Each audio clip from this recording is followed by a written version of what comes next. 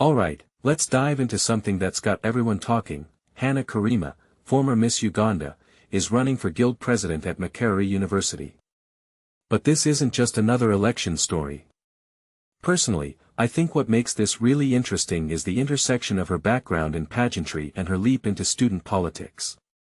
It's not every day you see a beauty queen stepping into what's essentially a battleground of ideas, policies, and student activism. So, let's break this down.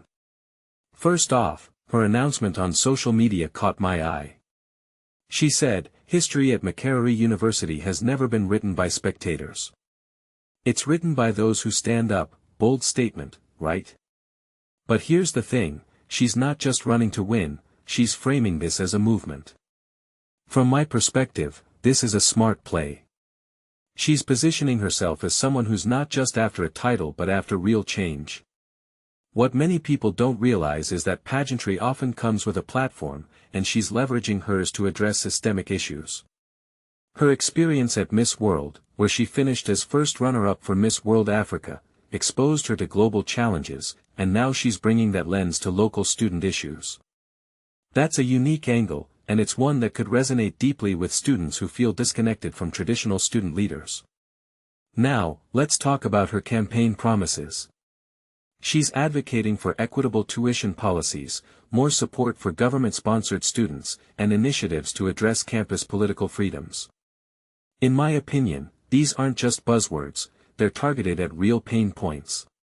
Tuition fees and political freedoms are hot-button issues at Makerere, and by addressing them head-on, she's showing she's not here to play it safe. But here's the kicker, can she deliver?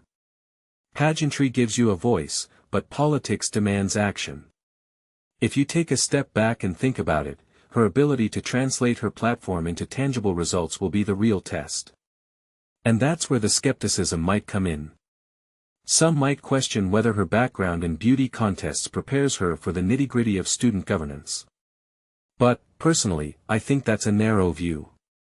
Leadership isn't one-size-fits-all, and her experience in navigating high-pressure environments could actually be an asset.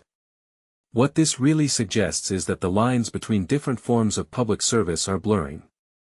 Why can't a beauty queen also be a political leader? What this race is highlighting is that representation matters, and Hannah Karema is challenging traditional notions of who can, and should, lead.